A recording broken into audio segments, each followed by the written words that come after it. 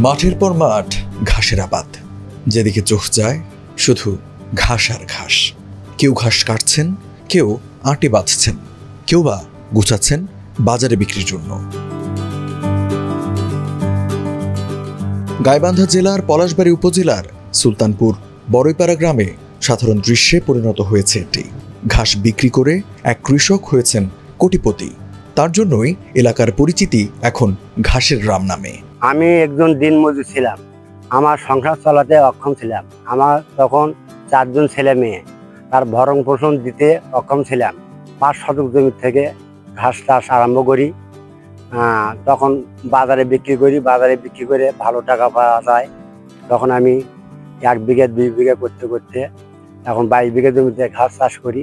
আবাদ করলে ঘাসের টাকা বেশি পাওয়া যায়, সেই জন্য আমরা তুলা তামাক বাদ দিয়ে ঘাস চাষ করি।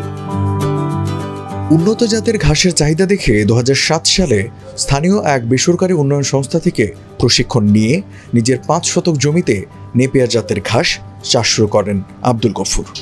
ভালো ফলন হওয়ায় পরবর্তীতে ঘাস চাষের জন্য বর্গা নেন জমি।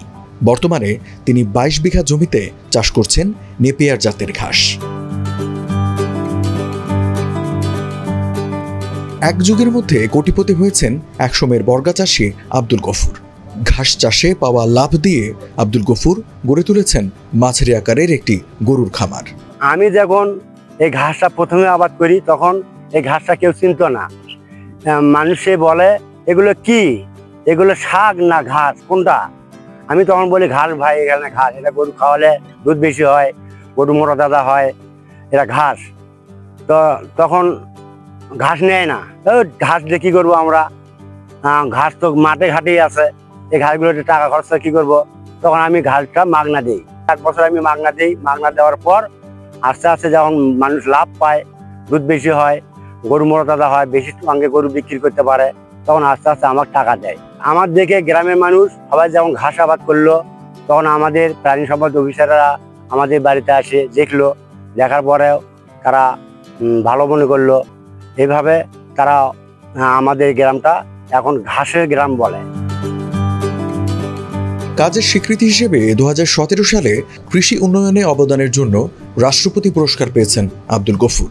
তার মতো ঘাস চাষে স্বাবলম্বী হয়েছেন বড়ইপাড়া গ্রামের কৃষক মাসুদ মিয়া, সিরাজুল ইসলাম, দেলোয়ার হোসেন সহ প্রায় 2 শতাধিক কৃষক। তারাও বছরে আয় করছেন 1 থেকে 2 লাখ টাকা। বছরে 6টা কাটা দেওয়া যায়, কাটাতে পরে লাখখানিক টাকা ঘরে আসে আর কি। এই নেপিয়ে ঘাস আসে বর্তমান যারা ঘাস আবাদ করছে বর্তমান লাভই দেখা যাচ্ছে আর কি। টাকা পয়সা অভাব ছিল বেশি। আমি এই ঘাসের আবাদ বহুটা ঘাস নিয়েছে, এই ঘাস আবাদ করে এই বীজ দিয়ে প্রায় মাটি ঘাস না গিয়ে এখন খুব উন্নত হয়েছে। এই ঘাসে খরচ নাই, খালি সার পানি দেয়, এটাই এত কোনো কীটনাশক লাগে না। অন্যান্য খরচা কম, লাভ বেশি। মনে সাধারণ একটা 4টে দ্বারা 10 টাকা অনেক পোষায়। মনে 2 মাসের মধ্যে ঘাসটা হয়ে আসে, হলে মতো বিক্রি বাজারে নিয়ে গেলে মতো একটা 10 টাকা বেশি, অনেক পোষায়। অধিক লাভজনক হওয়ায় এই উপজেলায় ঘাস চাষের আবাদ বেড়ে চলেছে।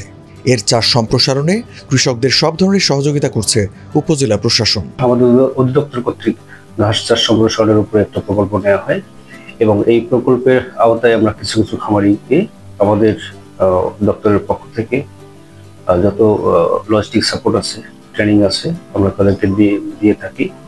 এবং এর ফলশ্রুতিতে আমাদের পলাশবাড়ী উপজেলার কৃষকবাড়ি ইউনিয়নের যে বড়ইপাড়া গ্রাম, সেখানে দেখা যাচ্ছে যে বলা যায় যে একজন খামারির মাধ্যমে প্রায় পুরো গ্রামের যারা আছে কৃষক, তাদের উঁচু জমিগুলোতে তারা ঘাস লাগাচ্ছে।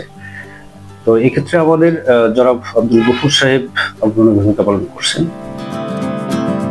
শুধু পলাশবাড়ী নয়, ব্যবসা সফল হওয়ায় গাইবান্ধার বিভিন্ন অঞ্চলে বাণিজ্যিকভাবে নেপিয়ার ঘাসের চাষ হচ্ছে বলে জানায় প্রাণী সম্পদ অধিদপ্তর।